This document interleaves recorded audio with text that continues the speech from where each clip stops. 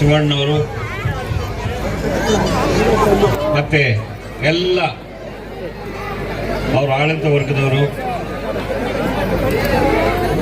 ನಮ್ಮ ವೇದಿಕೆ ಸ್ವಾಮೀಜಿಯವರು ಮತ್ತು ನಮ್ಮ ಅಣ್ಣವರ ತೂಪಲ್ ನಾಣಸಮ್ಮಣ್ಣವರು, ಎಲ್ಲ ವೇದಿಕೆಯಲ್ಲಿರೋ ಎಲ್ಲರೂ, ನಾನು ಹೊಸಬ ದಯವಿಟ್ಟು ಕ್ಷಮಿಸಬೇಕು. ಎಲ್ಲ ಇಲಾಖೆಯ ಎಲ್ಲ ಬಂಧುಗಳೇ ಮತ್ತು ಮುಂದೆ ಬಂದಿರುವ ಪೋಷಕ ವರ್ಗದವರೇ ಮತ್ತು ವಿದ್ಯಾರ್ಥಿಗಳೇ, ನಿಮ್ಮ ಶಾಲೆಯ ವಾತಾವರಣ ನೋಡಿದಾಗ ಮುಂದಿನ ದಿನಗಳಲ್ಲಿ ಉಜ್ವಲ ಭವಿಷ್ಯ ಇದೆ ಈ ಶಾಲೆಗೆ ಅಂತ ನನಗೆ ಅನಿಸ್ತಾ ಇದೆ. ಎಲ್ಲರನ್ನೂ ಸುಸಂಸ್ಕೃತದಿಂದ ಅವರು ಬರಮಾಡಿಕೊಂಡು ಎಲ್ಲರನ್ನೂ ನೋಡಿ, ಬಂಗಾರಪೇಟೆಯಿಂದ ಎಲ್ಲ ಕಡೆಯಿಂದ ಬೇರೆ ಬೇರೆ ಕಡೆಯಿಂದ ಎಲ್ಲರನ್ನೂ ಬರಮಾಡಿಸ್ಕೊಂಡು ಆತ್ಮೀಯತೆಯನ್ನು ತೋರ್ತಾ ಇದ್ದಾರೆ. ಆತ್ಮೀಯತೆ ಇದಕ್ಕೆ ಬಂಡವಾಳ ಆಗುತ್ತೆ, ಆತ್ಮೀಯತೆ ಮುಂದುವರಿಯಲಿ. ಹಾಗೆ ಪೋಷಕರಾದ ತಾವುಗಳು ಅಷ್ಟೇ ಈ ಶಾಲೆಯ ಬಗ್ಗೆ ಗೌರವ ಇರಲಿ. ಅವ್ರಿಗೂ ಕೂಡ ನಾವು ಆಡಳಿತ ಮಂಡಳಿಗೂ ಮತ್ತೆ ಮುಖ್ಯ ಶಿಕ್ಷಕರು ಕೂಡ ಸೂಚ್ಯವಾಗಿ ಹೇಳ್ತೀವಿ, ಅವ್ರಿಗೆ ಮಾರ್ಗದರ್ಶನ ನಾವು ಕೊಡ್ತೀವಿ. ಯಾವ ರೀತಿ ಶಾಲೆ ನಡೀಬೇಕು, ಯಾವ ರೀತಿ ಮಕ್ಕಳು ನೋಡ್ಕೋಬೇಕು, ಸುರಕ್ಷಿತವಾಗಿ ನೋಡ್ಕೋಬೇಕು, ಹೆಣ್ಣು ಮಕ್ಕಳನ್ನು ಯಾವ ರೀತಿ ಸುರಕ್ಷಿತವಾಗಿ ನೋಡ್ಕೋಬೇಕು, ಎಲ್ಲ ವಿಚಾರವನ್ನು ಅವರಿಗೆ ನಾವು ಮಂಡಿಸ್ತೀವಿ. ಎಲ್ಲ ನಾವು ಅನುಭವ ಇರೋದ್ರಿಂದ ನಮ್ಮ ತೂಪಲ್ ಅಣ್ಣವರಿಗೆ ಗೊತ್ತು, ನಾವೆಲ್ಲ ಎಷ್ಟು ಅನುಭವ ಇದೆ ಅಂತ ಗೊತ್ತು. ನಾವು ಸೀನಿಯಾರಿಟಿ ಇದ್ದೀವಿ, ನಮ್ಮ ಮುಳಬಾಗಲ್ ತಾಲೂಕಿಗೆ ಬಂದಿದ್ದೀವಿ. ಕೆಲಸವನ್ನು ಚಾಚು ತಪ್ಪದೆ ಸರಿಯಾಗಿ ಮಾಡಿಸ್ತೀವಿ. ಯಾವ ಮೇಷ್ಟ್ರು ಕೂಡ ಕೆಲಸ ಮಾಡದಿದ್ರೆ ನಾವು ಬಿಡೋದಿಲ್ಲ. ಅದು ಖಾಸಗಿ ಆಗಿರ್ಬೋದು, ಸರ್ಕಾರಿ ಆಗಿರ್ಬೋದು, ಅನುದಾನಿತ ಆಗಿರ್ಬೋದು, ಕೆಲಸಕ್ಕೆ ಫಸ್ಟ್ ಮಹತ್ವ ಕೊಡ್ತೀವಿ. ಈಗಾಗಲೇ ನಿಮಗೆ ಮೆಸೇಜ್ ಬಂದಿದೆ, ಯಾರೋ ಹೊಸ BO ಬಂದಿದ್ರಪ್ಪ, ನನ್ನನ್ನು ಬೈಕೊಳ್ತಾ ಇರ್ತಾರೆ, ನನ್ನ ಮುಂದೆನೇ ಬೈತಾರೆ. ಮುಂದೆ ಅಂದರೆ ನಾನು ಯಾರು ಅಂತ ಗೊತ್ತಿಲ್ಲ ಅವ್ರಿಗೆ. ಬಸ್ಸಲ್ಲಿ ಬರ್ತಾ ಇರ್ತೀವಿ, ಬಸ್ಸಲ್ಲಿ ಇರ್ತಾರೆ, ఎవడో BO వచ్చేసినాడప్పా, ఏం ముందు కొంచెం ఏమో అర్ధ గంట లేట్గా పోతా ఉంటే ఏం పొద్దునే లేసేయాలప్ప, బిర్యానీ స్నానం చేయాలಪ್ಪ ಅಂತಾರೆ. ಮೇಡಮ್ ನನ್ನ ಮುಂದೆನೇ ಅಂತ ಇದ್ದಾರೆ. ನನಗೆ ಸಂತೋಷ ಆಯಿತು, ನಾನು ಕೆಲಸ ಮಾಡಿಸ್ತಾ ಇದ್ದೀನಲ್ವಾ ಅಂತ ನನಗೆ ಸಂತೋಷ ಆಯಿತು.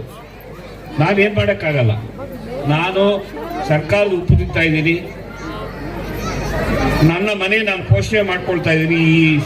ಇದು ಸಂಬಳದಿಂದ ನನ್ನ ಮಕ್ಕಳನ್ನು ಉದ್ಧಾರ ಮಾಡ್ಕೊಂಡಿದ್ದೀನಿ. ಈ ಪೋಸ್ಟ್ಗೆ ನಾನು ಮೋಸ ಮಾಡೋಕ್ಕೆ ನನಗಿಷ್ಟ ಆಗಲ್ಲ. ಅದಕ್ಕೋಸ್ಕರ ನಾನು ಏನು ನನ್ನ ಜಾಬ್ ಚಾರ್ಟ್ ಏನಿದೆಯೋ ಮಕ್ಕಳನ್ನು ಮುಳಬಾಗಲ್, ಇದು ನನ್ನ ತಾಲೂಕು, ಇವಾಗ ಮುಳಬಾಗಲ್ ತಾಲೂಕು, ನನ್ನ ತಾಲೂಕು ಶೈಕ್ಷಣಿಕವಾಗಿ ಮುಂದುವರಿಬೇಕು, ಮಕ್ಕಳು ಉನ್ನತ ಮಟ್ಟಕ್ಕೆ ಬರಬೇಕು. ನಮ್ಮ ಶ್ರೀನಿವಾಸಪುರ ತಾಲೂಕು ನಮ್ಮ ಅಣ್ಣವ್ರಿಗೆ ಗೊತ್ತು, ನಾನು 17 ವರ್ಷದಿಂದ ನಾನು ಅಧ್ಯಕ್ಷರು,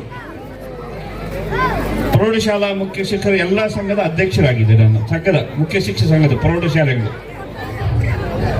ನಾವು ಯಾರಿಗೂ ಕೂಡ SSLC ಪರೀಕ್ಷೆಯಲ್ಲಿ ಫಸ್ಟ್ ಪ್ಲೇಸು ನಾವು 17 ವರ್ಷದಿಂದ ನಮ್ಮ ಶ್ರೀನಿವಾಸಪುರ ತಾಲೂಕು ನಾವು ಯಾರಿಗೂ ಬಿಟ್ಕೊಟ್ಟಿಲ್ಲ, ಯಾರಿಗೂ ಫಸ್ಟ್ ಪ್ಲೇಸು ರಿಸಲ್ಟ್ ಅಲ್ಲಿ ಬಿಟ್ಕೊಟ್ಟಿಲ್ಲ.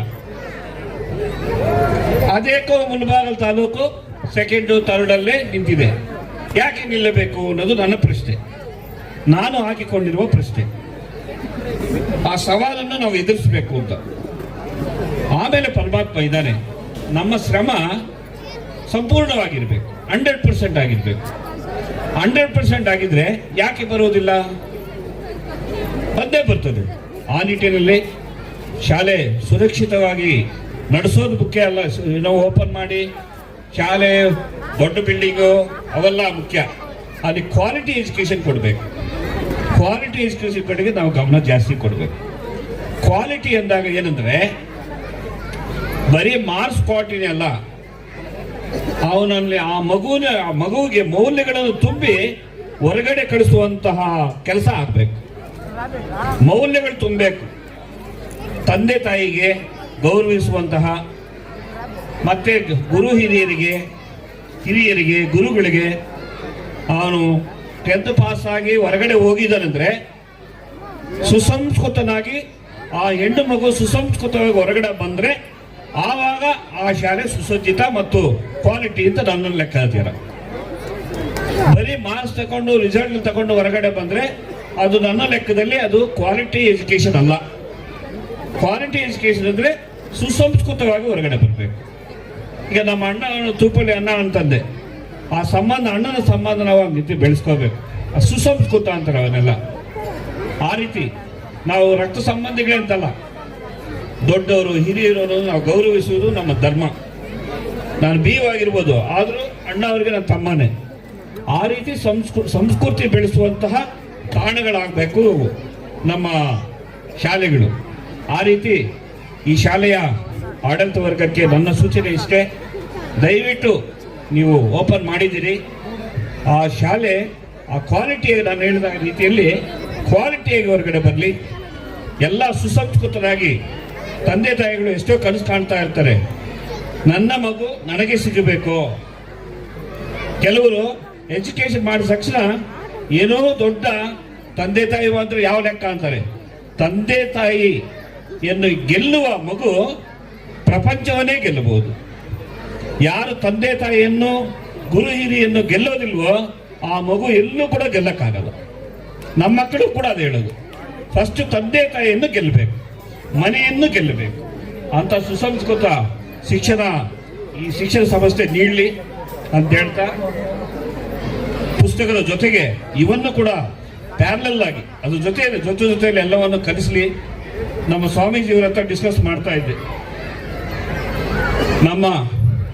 ನಮ್ಮ ಕಲ್ಚರನ್ನು ನಾವು ಯಾವತ್ತೂ ಬಿಡಬಾರ್ದು, ಆ ಕಲ್ಚರನ್ನು ಮೈಗೂಡಿಸ್ಕೊಂಡು ಅಂತ ಶಿಕ್ಷಣ ನೀಡಲಿ ಅಂತ ಕೋರ್ತಾ ನನ್ನನ್ನು ಕರೆಸಿ 2 ಮಾತುಗಳನ್ನು ಹೇಳಿಸಿದ್ದಕ್ಕಾಗಿ ಎಲ್ಲರಿಗೂ ಇಲ್ಲಿ ನೆರೆದಿರುವ ಎಲ್ಲರಿಗೂ ಸಭಿಕರಿಗೂ ವಂದಿಸ್ತಾ, ಎಲ್ಲ ಪೋಷಕ ವರ್ಗದವರಿಗೂ ಮತ್ತು ಎಲ್ಲ ಇಲ್ಲಿ ಬಂದಿರುವ ಎಲ್ಲ ಶಿಕ್ಷಕ ಮಿತ್ರರಿಗೂ ಎಲ್ಲ ಸಾರ್ವಜನಿಕರಿಗೂ ವಿದ್ಯಾರ್ಥಿಗಳಿಗೆ ವಂದಿಸ್ತಾ ನಾನು 2 ಮಾತುಗಳು ಮುಕ್ತಾಯ ಮಾಡ್ತಾ ಇದ್ದೀನಿ. ನಾವು ಸಹ ಶಾಲೆಯನ್ನು ನಡೆಸಿಕೊಂಡು ಬರ್ತಾ ಇರುವವರು, ಅದು ಮಂಗಳೂರಿನ ಕಾರ್ಕಳದಲ್ಲಿ. ನಾವು ಕೂಡ ಇಂಥ ವೈವಿಧ್ಯಮಯ ಭಾರತೀಯ ಸಂಸ್ಕೃತಿ ಕಾರ್ಯಕ್ರಮಗಳನ್ನು ವಿಜೃಂಭಣೆಯಿಂದ ಆಚರಿಸ್ತಾ ಇದ್ದೇವೆ.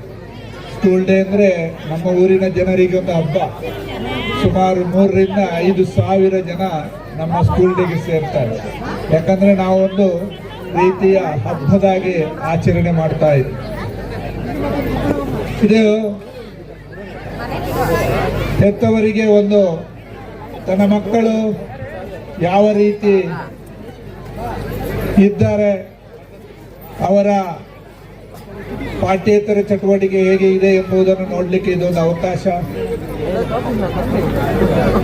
ಈ ಸಂದರ್ಭದಲ್ಲಿ ನಾನು ನಿಮಗೆ 2 ಮಾತು ಹೇಳುವುದೇನೆಂದ್ರೆ, ನೀವು ನಿಮ್ಮ ಮಕ್ಕಳ ಈಗಿನ ಕಾಲದ ಸಿಸ್ಟಮ್ ಏನಂದ್ರೆ, ಮಕ್ಕಳು ಮಾರ್ಕು ತೆಗೆಯ ಯಂತ್ರಗಳಾಗಿ ಹೋಗಿದ್ದೇವೆ. ಕೇವಲ ನಮ್ಮ ಮಕ್ಕಳು ಎಷ್ಟು ಮಾರ್ಕು ತೆಗೆಯುತ್ತಾರೆ ಎಂಬುದೇ ಹೆತ್ತವರ ಇದು. ಅಂತೂ ನಮ್ಮ ಮಂಗಳೂರು ಕಡೆ 1 ಮಾರ್ಕು ಅರ್ಧ ಮಾರ್ಕಿಗೆ ಪೇಪರ್ ಹಿಡ್ಕೊಂಡು ಬರ್ತಾರೆ, ನನ್ನ ಮಗುವಿಗೆ ಅರ್ಧ ಮಾರ್ಕ್ ಕಡಿಮೆ ಆಗಿದೆ ಅಂದರೆ. ಟೋಟಲಿ ಹೇಳುವುದಾದರೆ ಮಾರ್ಕ್ ಪಡೆಯುವ ಒಂದು ಯಂತ್ರಗಳನ್ನಾಗಿ ಮಾಡ್ತಾರೆ ಮಕ್ಕಳನ್ನು. ಇದು ಸರಿಯಲ್ಲ. ಮಕ್ಕಳು ಪಾಠ್ಯೇತರ ಚಟುವಟಿಕೆಗಳಲ್ಲಿ ಭಾಗವಹಿಸಬೇಕು. ಅದರಿಂದ ಅವರ ಆರೋಗ್ಯ, ಶಾರೀರಿಕ, ಮಾನಸಿಕ ಎಲ್ಲ ಬೆಳವಣಿಗೆ ಆಗ್ತದೆ. ಮಕ್ಕಳು ಆರೋಗ್ಯವಾಗಿದ್ದರೆ ಮಾತ್ರ ಒಂದು ಮುಂದಿನ ಅವರ ಜೀವಿತ ಉನ್ನತ ಆಗ್ಬೋದು. ಇನ್ನೊಂದು ವಿಚಾರ, ಮಕ್ಕಳು ಹೆಚ್ಚಿನವರು ಶ್ರದ್ಧೆಯಿಂದ ಕೇಳಿ, ರಜೆ ಅಂದರೆ 11 ಗಂಟೆವರೆಗೆ ಮಲಗಿಸ್ತೀರಿ. ಇದು ನೀವು ಮಕ್ಕಳಿಗೆ ಕೊಡುವಂಥ ದೊಡ್ಡ ಇದು ಯಾವುದಂದ್ರೆ, ಅದನ್ನು ಯಾವ ರೀತಿ ಹೇಳಬೇಕಂದ್ರೆ, ಮಕ್ಕಳ ಭವಿಷ್ಯತ್ತಿಗೆ ನೀವು ಕೊಡುವ ಒಂದು ಅಡ್ಡಗಾಳು. ಖಂಡಿತ ರಜೆ ಅಂತ ಹೇಳಿದರೆ ಮಕ್ಕಳನ್ನು ನೀವು ಮಲಗಲಿಕ್ಕೆ ಹೆಚ್ಚು ಬಿಡಬಾರದು. ಬೆಳಗಿನ ಜಾವ ಎದ್ದು ತನ್ನ ಪ್ರಾಥಮಿಕ ಇದನ್ನೆಲ್ಲ ಸೇರಿಸಿ ದೇವರಿಗೊಂದು ಪ್ರಾರ್ಥನೆ ಮಾಡಿ ಪ್ರತಿನಿತ್ಯ ಓದುವ ಹವ್ಯಾಸವನ್ನು ನೀವು ಮಕ್ಕಳ ಹತ್ರ ಬೆಳೆಸಿಕೊಳ್ಬೇಕು. ಇದು ನಾವು ಹೆಚ್ಚಿನ ಕಡೆ ನೋಡುವಾಗ ಆದಿತ್ಯವಾರ ರಜೆ ದಿವಸಗಳಲ್ಲಿ ಹೋದರೆ 11 ಗಂಟೆ ಆದರೂ ಮಕ್ಕಳು ಹೇಳುವುದಿಲ್ಲ. ಇದು ಮಕ್ಕಳ ಬೆಳವಣಿಗೆಗೆ ದೊಡ್ಡ ಕುಂಠಿತ. ಆದ್ದರಿಂದ ದಯವಿಟ್ಟು ನೀವು ಮಕ್ಕಳನ್ನು ಮುಂದೆ ಯೋಗ್ಯ ವಿದ್ಯಾರ್ಥಿಯನ್ನಾಗಿ ಮಾಡಬೇಕಂತಾದರೆ ಆ ದುಷ್ಟ ಚಟುವಟಿಕೆಯಿಂದ ನೀವು ದೂರ ಇರಿಸಬೇಕು. ಮಕ್ಕಳಿಗೆ ಒಳ್ಳೆಯ ಸಂಸ್ಕಾರವನ್ನು ಕಲಿಸಬೇಕು. ನೋಡಿ, ನಮ್ಮ ಶಾಲೆಯ ಎಲ್ಲ ವಿದ್ಯಾರ್ಥಿಗಳು LKGಯಿಂದ ಹಿಡಿದು PUC ವರೆಗಿನ ಎಲ್ಲ ಮಕ್ಕಳಿಗೆ ನಾನು ಪ್ರಥಮವಾಗಿ ಕಲಿಸುವುದು ಬೆಳಿಗ್ಗೆ ಶಾಲೆಗೆ ಬರುವಾಗ ಅಪ್ಪ ಅಮ್ಮನಿಗೆ ಪಾದ ಸ್ಪರ್ಶ ಮಾಡಿ ನಮಸ್ಕಾರ ಮಾಡಿ ಬರುವ ಇದನ್ನು ಶಿಸ್ತನ್ನು ನಾನು ಕಲಿಸಿಕೊಟ್ಟಿದ್ದೇನೆ. ಅದೇ ರೀತಿ ಮಕ್ಕಳಿಗೆ ಸಂಸ್ಕಾರವನ್ನು ಕಲಿಸಿದರೆ ನಾಳೆ ನೀವು ವೃದ್ಧಾಶ್ರಮ ಅನಾಥಾಶ್ರಮಕ್ಕೆ ಹೋಗುವುದು ತಪ್ಪುತ್ತದೆ.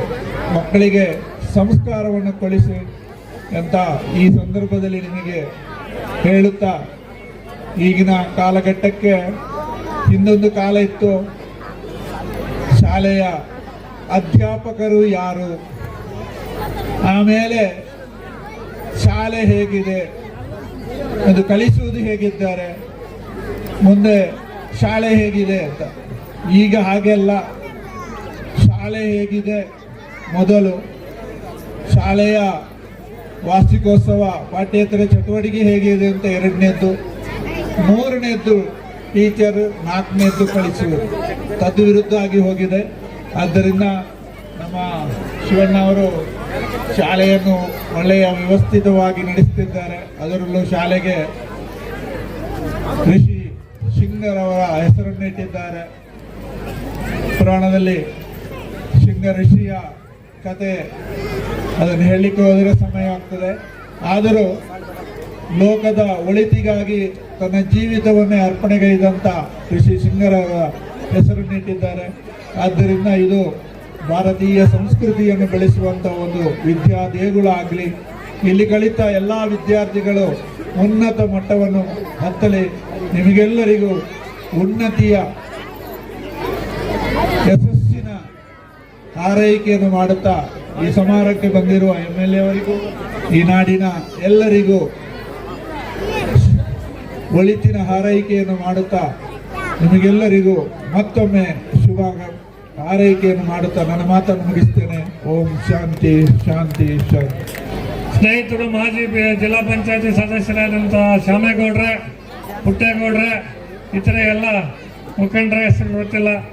ನಮ್ಮ ಕೋಲಾರ ಜಿಲ್ಲೆಯ ಪ್ರಾಥಮಿಕ ಶಾಲಾ ಶಿಕ್ಷಕರ ಸಂಘದ ಅಧ್ಯಕ್ಷರಾದಂಥ ಅಪ್ಪೇಗೌಡ್ರೆ, ಜಯರಾಮ್ ರೆಡ್ಡಿ ಸರ್ ಅವರೇ, ಇತರೆ ಎಲ್ಲ ಮುಖಂಡರೇ, ಎಲ್ಲ ಪೋಷಕ ವರ್ಗಗಳೇ, ವಿದ್ಯಾರ್ಥಿನಿಯರೇ, ಆಡಳಿತ ಮಂಡಳಿಯವರೇ, ಈ ಶಾಲೆಯ ಸಂಸ್ಥಾಪಕರಾದಂತಹ ಸ್ನೇಹಿತರಾದಂಥ ಶಿವಕುಮಾರ್ ಅವರೇ, ಇನ್ನು ಶಾಲಾ ವಾರ್ಷಿಕೋತ್ಸವ, ಈ ಒಂದು ಶಾಲೆ, ಈ ಒಂದು ಇಂಟೀರಿಯರ್ ಜಾಗದಲ್ಲಿ ಶಿವಕುಮಾರ್ ಅವರು ಸ್ಥಾಪಿಸಿ ಪಟ್ಟಣದ ವಿದ್ಯಾಭ್ಯಾಸಕ್ಕೂ ಈ ಒಂದು ಹಳ್ಳಿಗಾಡಿನ ವಿದ್ಯಾಭ್ಯಾಸಕ್ಕೂ ಯಾವುದೇ ರೀತಿಯಾದಂತಹ ವ್ಯತ್ಯಾಸ ಇಲ್ಲದೆ ಇರುವಂತಹ ಶಿಕ್ಷಣ ಕೊಡುವಂತ ಕಾರ್ಯಕ್ಕೆ ಕೈ ಹಾಕಿರೋದಕ್ಕೆ ಮೊದಲನೆಯದಾಗಿ ಎಲ್ಲ ಉಪಾಧ್ಯಾಯನಿಗೆ, ಈ ಮಂಡಳಿಯವರಿಗೆ ವಿಶೇಷವಾದಂಥ ಅಭಿನಂದನೆಗಳನ್ನು ನಾನು ಹೇಳಲಿಕ್ಕೆ ಬಯಸುತ್ತೇನೆ. ನೋಡಿ ಪೋಷಕ ಬಂಧುಗಳೇ, ಈಗ ಶಿಕ್ಷಣ ನಮಗೆ ಈಗ ಈ ಒಂದು ಅತ್ಯಮೂಲ್ಯವಾದ್ದು. ಶಿಕ್ಷಣ ಇಲ್ಲದೆ ಇದ್ದರೆ ಇಂದಿನ ಪ್ರಪಂಚದಲ್ಲಿ ಬದುಕೋದೆ ಕಷ್ಟ. ಗುಣಮಟ್ಟದ ವಿದ್ಯಾಭ್ಯಾಸ ಕೊಡಲಿಕ್ಕೆ ಈಗ ಸ್ವತಂತ್ರ ಬಂದ ಮೇಲೆ ರಾಜ್ಯ ಕೇಂದ್ರ ಸರ್ಕಾರಗಳು ಹಲವಾರು ಕಾರ್ಯಕ್ರಮಗಳನ್ನು ರೂಪಿಸಿ ಈ ಒಂದು ಗ್ರಾಮೀಣ ಭಾಗಕ್ಕೆ ಒಂದು ಗುಣಮಟ್ಟದ ವಿದ್ಯಾಭ್ಯಾಸ ಕೊಟ್ಟು ಗ್ರಾಮೀಣ ಭಾಗದ ಮಕ್ಕಳನ್ನು ಶಿಕ್ಷಣದಲ್ಲಿ ಚೆನ್ನಾಗಿ ಪ್ರಗತಿಗಳನ್ನು ಮಾಡಿ ಈ ದೇಶದ ಸತ್ಪ್ರಜೆಗಳನ್ನು ಮಾಡಲು ಹಲವಾರು ಕಾರ್ಯಕ್ರಮ ರೂಪಿಸ್ತಾ ಇದ್ದಾರೆ. ಖಾಸಗಿ ಶಾಲೆಗಳು, ಅನುದಾನಿತ ಶಾಲೆಗಳು, ಅನುದಾನ ರಹಿತ ಶಾಲೆಗಳು, ಸರ್ಕಾರ ಯೋಜನೆಗಳು ಈ ರೀತಿ ಎಲ್ಲ ಕೊಟ್ಟು ನೋಡಿ, ಈಗ ಸರ್ಕಾರಗಳು ಮಕ್ಕಳು ಚೆನ್ನಾಗಿ ಓದೋರಿದ್ರೆ ಎಲ್ಲ ಕೂಡ ರೆಸಿಡೆನ್ಸಿಯಲ್ ಶಾಲೆಗಳು ಕೊಡ್ತಾರೆ, ಸರ್ಕಾರಿ ಗುಣಮಟ್ಟದ ವಿದ್ಯಾಭ್ಯಾಸ ಕೊಡ್ತಾರೆ. ಆ ರೀತಿಯಾಗಿ ಅದನ್ನು ಉಪಯೋಗಿಸಿಕೊಂಡು ಸದುಪಯೋಗಿಸಿಕೊಂಡು ಒಳ್ಳೆಯ ಗುಣಮಟ್ಟದ ವಿದ್ಯಾಭ್ಯಾಸ ತೆಗೆದುಕೊಂಡು ಗ್ರಾಮೀಣ ಭಾಗದ ಮಕ್ಕಳು ಏನು ಬೆಂಗಳೂರು ಪಟ್ಟಣದಲ್ಲಿ ನಗರದಲ್ಲಿ ಬರುವಂತ ಮಕ್ಕಳಿಗೆ ಸರಿಸಮಾನವಾಗುವಂತ ಕಾರ್ಯಕ್ರಮ ರೂಪಿತವಾಗಿದ್ದಾವೆ. ಈ ಶಾಲೆಯಲ್ಲಿ ಈ ಪುಟ್ಟ ಮಕ್ಕಳಿಗೆ ಈ ನೃತ್ಯಗಳನ್ನು ಕಲಿಸಿ ಅವರ ಪ್ರತಿಭೆಗಳನ್ನು ತೋರಿಸಿಕೊಟ್ಟಿದ್ದಕ್ಕೆ ಅದನ್ನು ಕಲಿಸಿಕೊಟ್ಟಂತ ಎಲ್ಲ ಉಪಾಧ್ಯಾಯರಿಗೆ ಧನ್ಯವಾದಗಳು, ಅಭಿನಂದನೆಗಳು. ಈ ಮುಂದೆ ಶಾಲೆ ಅಭಿವೃದ್ಧಿ ಆಗಲಿ. ಶಿವಕುಮಾರ್ ನಮಗೆ ಹಲವಾರು ವರ್ಷಗಳಿಂದ ಗೊತ್ತಿರೋಂಥವ್ರು ಈ ಒಂದು ಶಾಲೆಯನ್ನು ಸ್ಥಾಪಿಸಿದ್ದಾರೆ. ಆ ಒಂದು ಇಲಾಖೆಯಲ್ಲಿ ಇರೋದಕ್ಕೆ ಅಭಿವೃದ್ಧಿ ಆಗಲಿ, ಈ ಶಾಲೆ ಮುಂದೆ ನಡೆಯಲಿ, ಇಲ್ಲಿ ಒಳ್ಳೆ ಶಿಕ್ಷಣ ಸಿಕ್ಕಿ ಈ ಒಂದು ವಿದ್ಯಾರ್ಥಿನಿಯರು ಒಳ್ಳೆಯ ಒಂದು ಜಾಗಗಳಿಗೆ ಹೋಗಲಿ, ಗುಣಮಟ್ಟದ ವಿದ್ಯಾಭ್ಯಾಸ ಸಿಕ್ಕಲಿ, ಒಳ್ಳೆಯ ಒಂದು ವಿದ್ಯಾಭ್ಯಾಸ ಮುಂದಿನ ಅತ್ಯುನ್ನತ ಸ್ಥಾನಗಳಿಗೆ ಹೋಗಿ ಈ ಸಮಾಜಕ್ಕೆ ಒಳ್ಳೆಯ ಒಂದು ಕೀರ್ತಿ ತರಲಿ, ಅವರ ತಂದೆ ತಾಯಿಗಳಿಗೆ ಒಳ್ಳೆಯ ಬರಲಿ ಅಂತ ಹೇಳ್ತಾ ನನ್ನ ಈ ಕಾರ್ಯಕ್ರಮವನ್ನು ಕರೆಸಿ 4 ಮಾತುಗಳು ಆಡಲಿಕ್ಕೆ ಅವಕಾಶ ಮಾಡಿ ಶ್ರೀನಿವಾಸಪುರದಿಂದ ಬಂದು ಇಲ್ಲಿ ಶಾಸಕರಾಗಿ ಗೆದ್ದು ಸಮಾಜ ಸೇವಕರಾಗಿ ಎಲ್ಲರಕ್ಕೆ ನಾನು ಅವರಿಗೆ ವಿಶೇಷವಾದಂತಹ ನನ್ನ ವೈಯಕ್ತಿಕವಾಗಿ ನಮ್ಮ ಶ್ರೀನಿವಾಸಪುರ ತಾಲೂಕಿನ ಸಮಸ್ತ ವಿಶೇಷವಾಗಿ ನಮ್ಮ ಶಾಸಕರ ಕಡೆಯಿಂದ ಅವರಿಗೆ ವಿಶೇಷವಾದಂತಹ ಅಭಿನಂದನೆಗಳು, ಧನ್ಯವಾದಗಳು. ಅವ್ರ ದೇವರು ಒಳ್ಳೇದು ಮಾಡಲಿ, ಮುಂದೆ ಒಳ್ಳೆಯ ಉನ್ನತ ಸ್ಥಾನಗಳು ಸಿಕ್ಕಲಿ ಅಂತ ಈ ಕಾರ್ಯಕ್ರಮದಲ್ಲಿ ನಾನು ಹೇಳಕ್ಕೆ ಬಯಸುತ್ತೇನೆ. ಜೈ ಹಿಂದ್, ಜೈ ಕರ್ನಾಟಕ. ಶಿವಣ್ಣ ಈ ಒಂದು ಶಾಲೆಯ ಸಂಸ್ಥಾಪಕರು, ಈ ಒಂದು ಶಾಲೆಗೋಸ್ಕರ ತುಂಬಾ ಕಷ್ಟಪಟ್ಟು ಆಗ್ಲೇ ಹೇಳ್ತಿದ್ರು ನಮ್ಮ ಪುಟ್ಟೇಗೌಡರು, ಇನ್ನು ಕೆಲವರು ಈ ಭಾಗದವರು ನಮಗೆ ಈ ಒಂದು ಶಾಲೆ ಅಭಿವೃದ್ಧಿಗೋಸ್ಕರ ತುಂಬಾ ಸಹಾಯ ಮಾಡಿದ್ದಾರೆ ಅಂತ ಹೇಳ್ಬಿಟ್ಟು. ಬಹುಶಃ ನಿಜನೇ, ಯಾಕಂದ್ರೆ ನನ್ನ ಹತ್ರ ಸುಮಾರು ಸಲ ಹೇಳ್ತಾ ಇರ್ತೇನೆ, ಏನು ಈ ಒಂದು ಕಾರ್ಯಕ್ರಮಕ್ಕೆ ನಮ್ಮ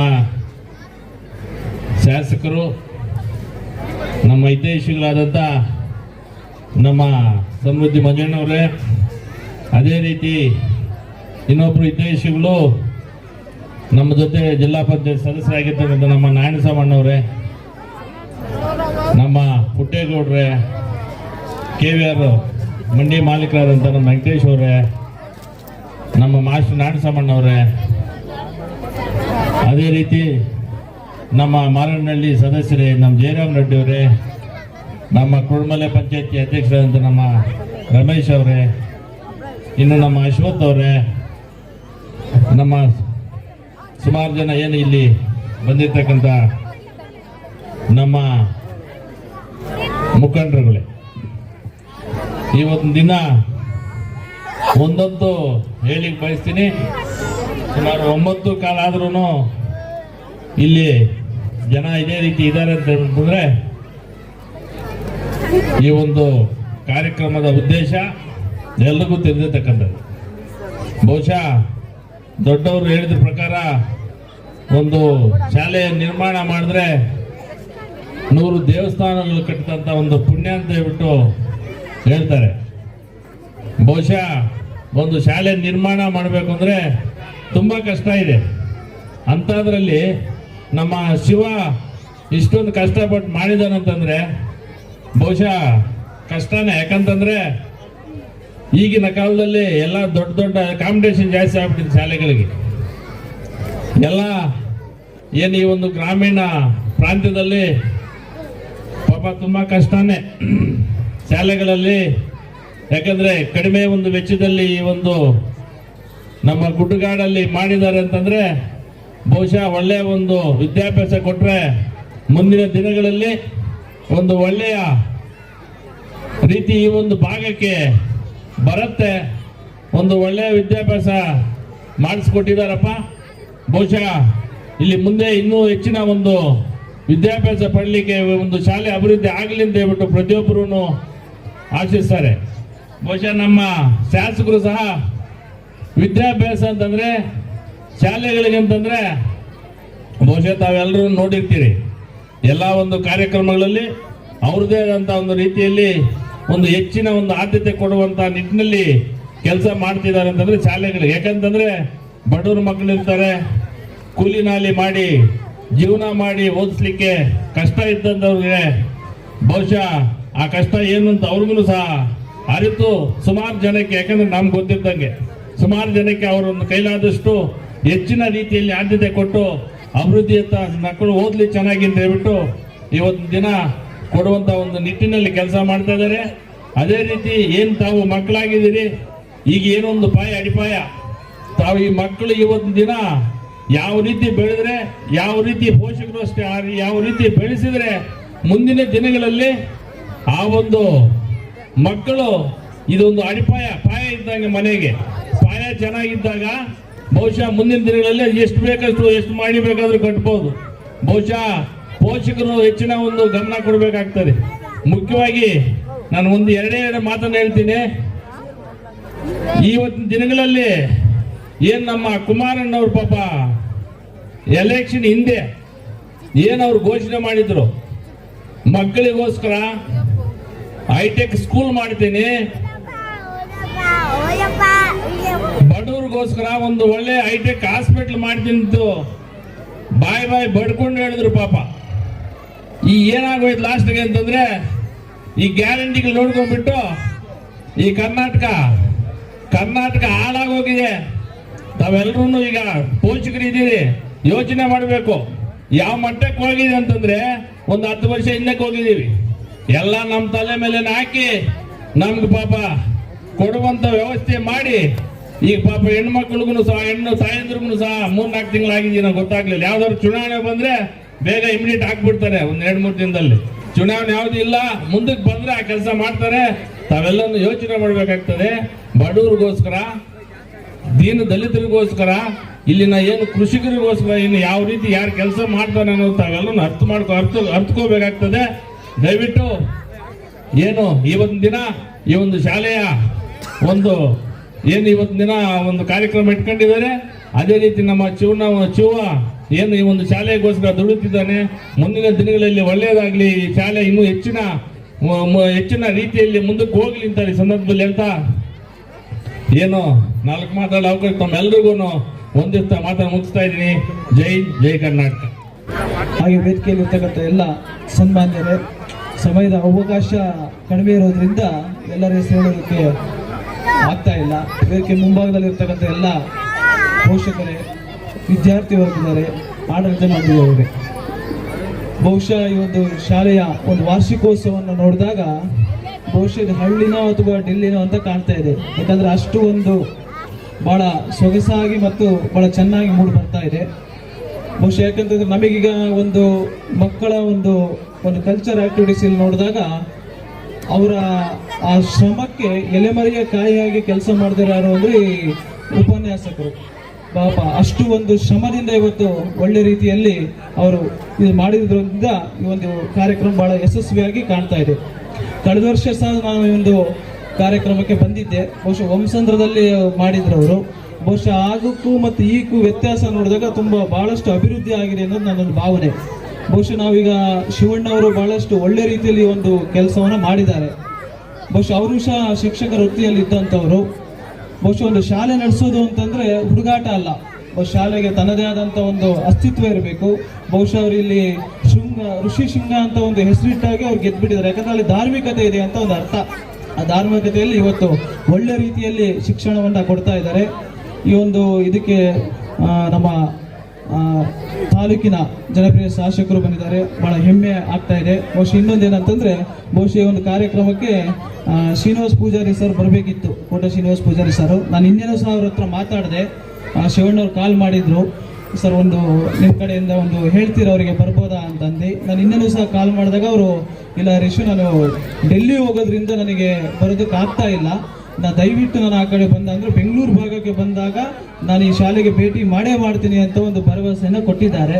ಹಾಗೆ ಎಲ್ಲರೂ ಸಹ ಒಂದು ಒಗ್ಗಟ್ಟಿಂದ ಈ ಒಂದು ಶಾಲೆಯನ್ನು ಚೆನ್ನಾಗಿ ಮಾಡಿದ್ದಾರೆ ಅಂತ ಹೇಳ್ತಾ, ಮತ್ತೆ ವಿಶೇಷವಾಗಿ ಶಿವಣ್ಣವರು ಒಳ್ಳೆ ರೀತಿಯ ಒಂದು ಸಹಕಾರವನ್ನು ನೀಡಿದ್ದಾರೆ ಮತ್ತು ಒಳ್ಳೆ ಕೆಲಸವನ್ನು ಮಾಡ್ತಾ ಇದ್ದಾರೆ ಅಂತ ಹೇಳ್ತಾ ಅವರೆಲ್ಲರಿಗೂ ಒಂದು ದಿವಸ ನಾನು ಮಾತನ್ನು ಮುಕ್ತಾಯ ಮಾಡ್ತೇನೆ.